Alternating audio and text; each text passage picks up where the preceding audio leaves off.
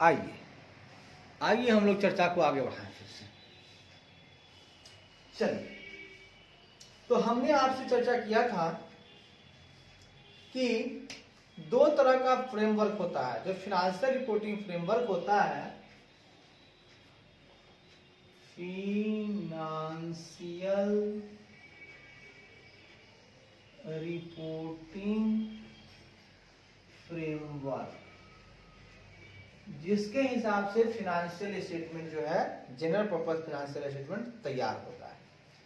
तो general purpose जो framework है वो ऐसे डिजाइन होता है, फिनेंशियल रिपोर्टिंग फ्रेमवर्क का मतलब ऐसा रिपोर्टिंग फ्रेमवर्क होता है जिससे कि जो जनरल, जो सामान्य वाइड रेंज के यूजर्स हैं, उनको कॉमन फिनेंशियल इंफॉर्मेशन की जरूरत को पूरा किया जा सके, उनको जो जरूरत है उनको पूरा किया जा सके। तो ये जो रिपोर्टिंग फ्रेमवर्क है वो दो तरह का होता है। एक होता है आपको कंप्लायंस फ्रेमवर्क,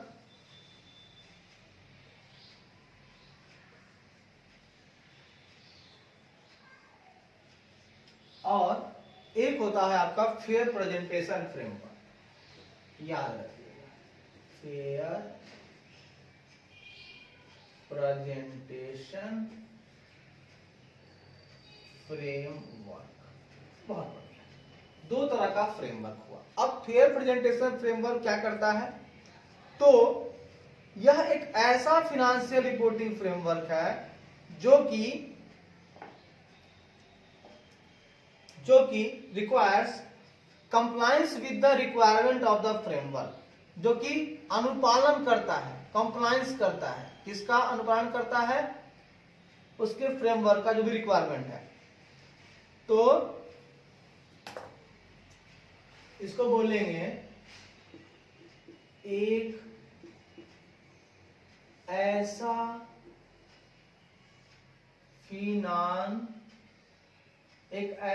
फिनेंशियल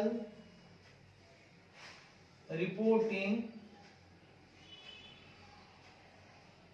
फ्रेमवर्क जो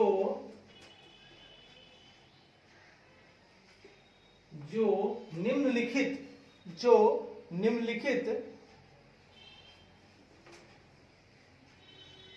रिक्वायरमेंट का कंप्लायंस करता है, अनुपालन करता है।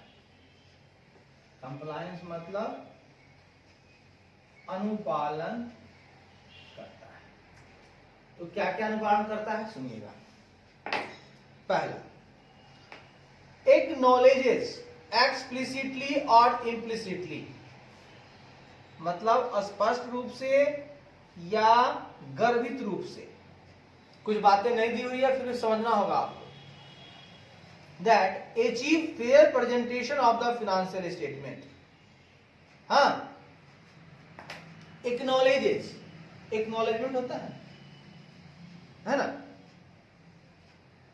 जो एक्नॉलेज करता है। ठीक है, तो क्या करता है? एक्नॉलेज करता है। क्या एक्नॉलेज करता है आपको समझना होगा। एक्सप्लिसिटली या इम्प्लिसिटली, मतलब स्पष्ट रूप से या गर्भित रूप से आपको एक्नॉलेज करना होगा।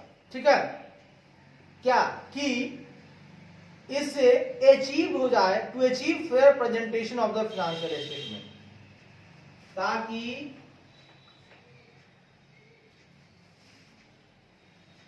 सिटली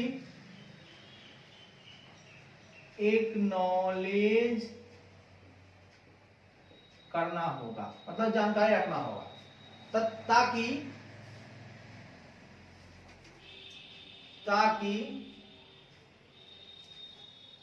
फेयर प्रेजेंटेशन, फिनेंशियल स्टेटमेंट का फेयर प्रेजेंटेशन, फिनेंशियल स्टेटमेंट का फेयर प्रेजेंटेशन अचीव हो सके। सही बात है, फेयर प्रेजेंटेशन अचीव हो सके उसके लिए जो भी जानकारियां हैं, एक्नॉलेज हैं, वो एक्सप्लिसिटली है या इम्प्लिसिटली, वो आपके पास होनी चाहिए। It may necessary for management to provide disclosure, या ठीक है। इट में नेसेसरी, यह हो सकता है कि मैनेजमेंट जो प्रोवाइड कर रहा है disclosure beyond those specifically required by the framework, है ना, उसके बाहर भी हो सकता है डिस्क्लोजर, क्या हो सकता है, बियॉन्ड भी हो सकता है ना, जो कि रिक्वायर्ड है फ्रेमवर्क के हिसाब से, हाँ, हो सके। यहां मैनेजमेंट यहां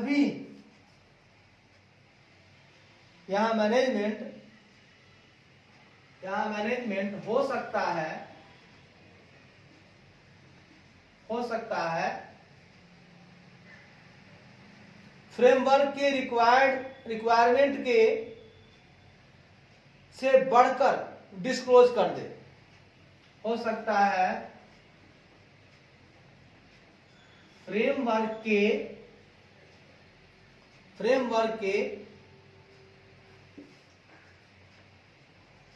रिक्वायरमेंट से बाहर जाकर डिस्क्लोजर दे, ताकि फेयर प्रेजेंटेशन अचीव हो सके, ताकि फेयर प्रेजेंटेशन अचीव हो सके। सही बात है। एक तो हमको फ्रेमवर्क बता रहा है कि तुमको ऐसे करना है, तो ऐसे तो मैनेजमेंट कर ही रहा है, लेकिन वो देख रहा है कि अगर, क्योंकि उसमें जानकारियां जो होती हैं एक्सप्लिसिट भी होती है, इम्प्लिसिट भी होती है। स्पष्ट रूप से है तो मिल गई जानकारी अच्छे से, लेकिन इम्प्लिसिटली है, मतलब कुछ बातें बता रहा है, कुछ अपने से सोच कर निकालना है, तो वहां पर हो सकता है कि मैनेजमेंट जो है, जो डिस्क्लोज कर रहा है फेयर प्रेजेंटेशन डिस्क्लोज कर रहा है, वो डिस्क्लोजर उसका उस फ्रेमवर्क, मतलब कि फेयर प्रेजेंटेशन फ्रेमवर्क से बाहर कुछ अलग हो, बाहर जाकर डिस्क्लोज दे, ताकि फेयर प्रेजेंटेशन अचीव हो सके। ठीक है। अगर एक्नॉलेजेज एक्सप्लिसिटली है, दिया हुआ है that it may necessary for management to depart from a requirement of the framework to achieve fair presentation of the financial statement. अगर एक्नॉलेजेज जो है एक्सप्लिसिटली है, तो इसमें जरूरी है कि मैनेजमेंट अलग हो जाए, डिपार्ट करे, हाँ, from the requirement of framework. सही बात है। To achieve fair presentation, of the financial statement, मतलब हमारा उद्देश्य क्या है, फेयर प्रेजेंटेशन को अचीव करना। तो अगर एक्सप्लिसिटली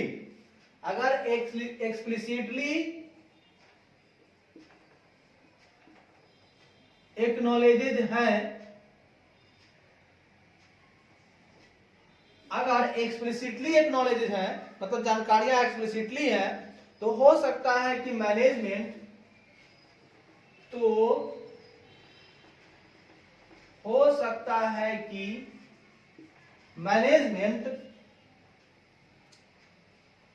फ्रेमवर्क के रिक्वायरमेंट से अलग होकर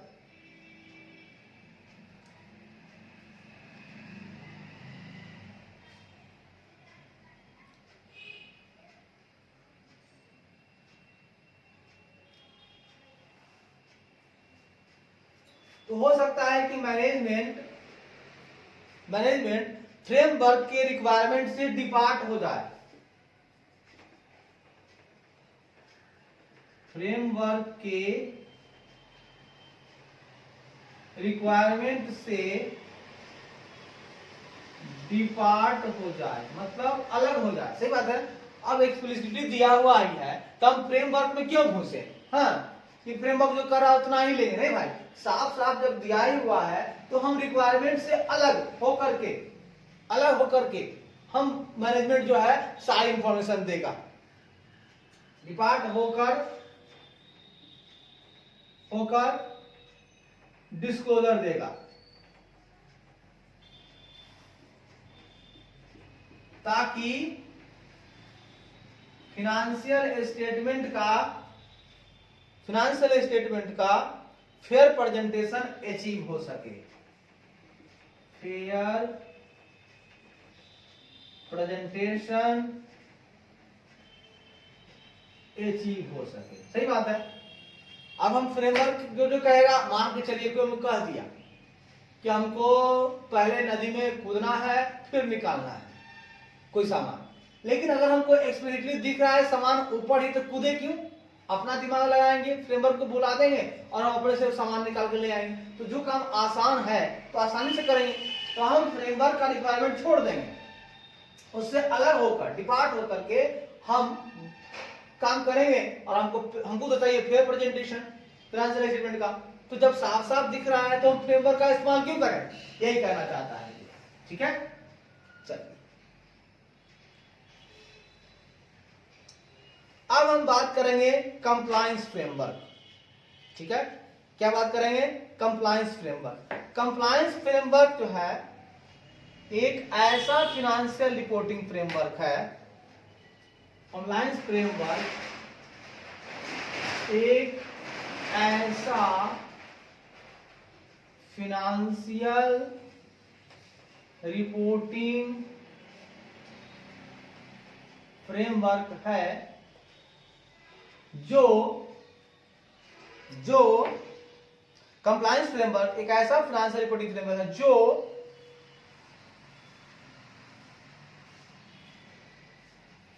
जो रिक्वायर्स करता है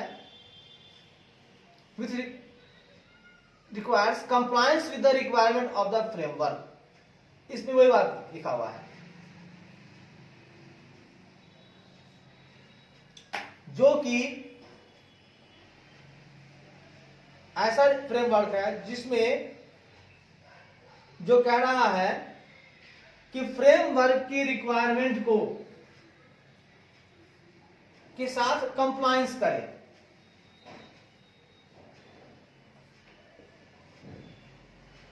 जिनको आवश्यकता है कि वह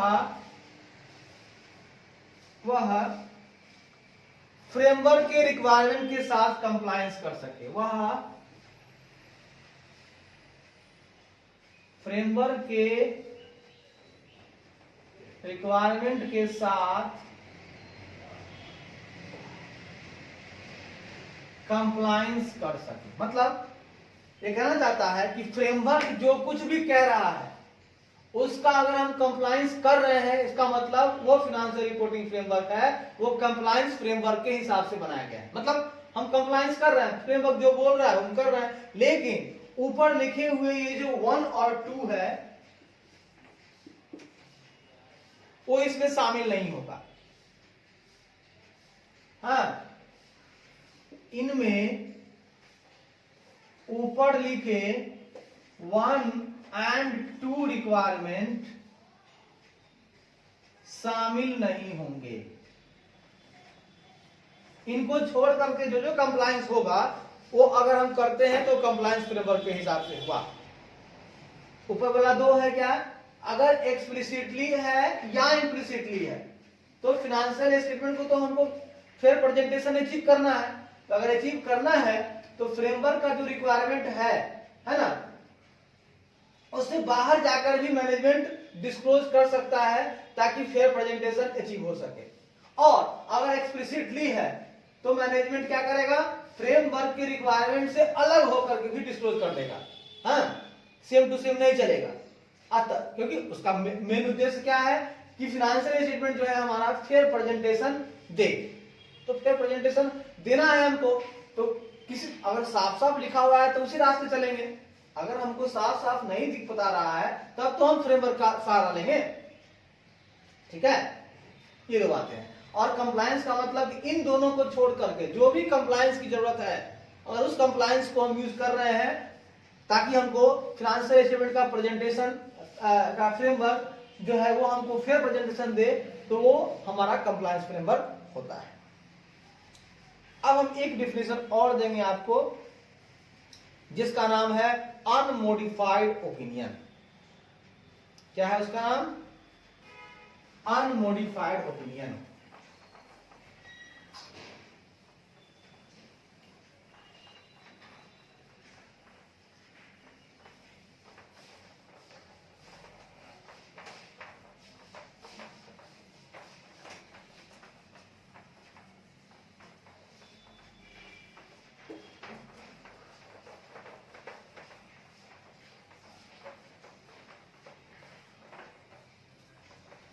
आइए इसको भी खत्म कर लेते हैं, फिर अगले पेज में चलेंगे। आइए एक डेफिनेशन आपको हम देते हैं, अनमोडिफाइड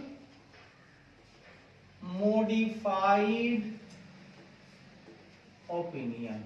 क्या है ये, सुनिएगा। अनमोडिफाइड ओपिनियन का मतलब होता है the opinion expressed by the auditor. Opinion कौन देगा?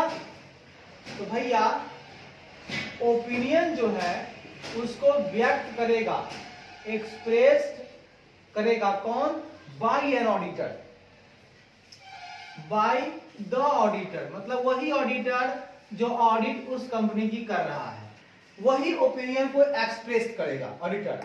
व्हेन द ऑडिटर कंक्लूड्स, जब ऑडिटर यह कंक्लूड कर लेता है, ऑडिटर जब यह कंक्लूड कर लेता है कि, जब ऑडिटर यह कंक्लूड कर लेता है कि जो फिनेंशियल स्टेटमेंट तैयार हुए हैं, यह कंक्लूड कर लेता है कि जो भी फिनेंशियल स्टेटमेंट तैयार हुए हैं वह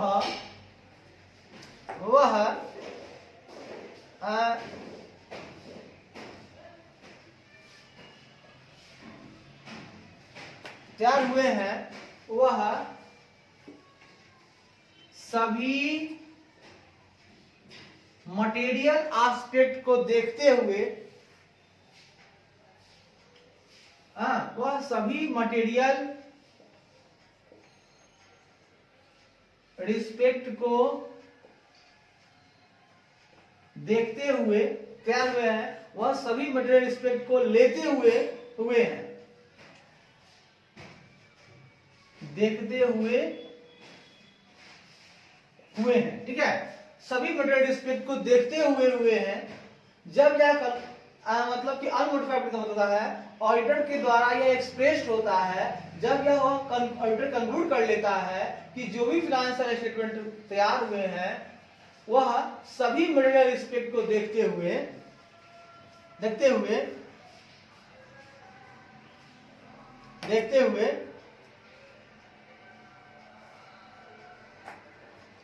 जो भी प्लान तैयार हुए हैं मटेरियल रिस्पेक्ट को देखते हुए वो एप्लीकेबल फाइनेंशियल रिपोर्टिंग फ्रेमवर्क के अनुसार, वो एप्लीकेबल फाइनेंशियल रिपोर्टिंग फ्रेमवर्क के अनुसार तैयार हुए हैं। अगर तैयार हुए हैं तो ऑडिटर क्या देगा? Opinion unmodified. मतलब एक ऑडिटर अनमोडिफाइड ओपिनियन तभी देगा जब वह यह इस पर खड़ा उतरेगा कि उसको कंक्लूड कर लेगा कि जो भी फाइनेंशियल स्टेटमेंट तैयार हुआ है उनको वो मटेरियल, वो सारे मटेरियल रिस्पेक्ट को देखते हुए, है ना, वो बनाया गया है एप्लीकेबल फाइनेंशियल रिपोर्टिंग के अनुसार। मतलब अगर एप्लीकेबल फाइनेंशियल रिपोर्टिंग फ्रेमवर्क के हिसाब से फाइनेंशियल स्टेटमेंट तैयार हुआ है तो हम मानेंगे, और मटेरियल रिस्पेक्ट को देखते हुए, किसी भी मटेरियल आइटम को छोड़ा नहीं गया है, देखते हुए सभी मटेरियल रिस्पेक्ट को financial reporting framework, applicable reporting framework तैयार हुआ है, तो हम कहेंगे अनमोडिफाइड ओपिनियन देंगे। हम कौन देगा? ऑडिटर। चलिए, धन्यवाद।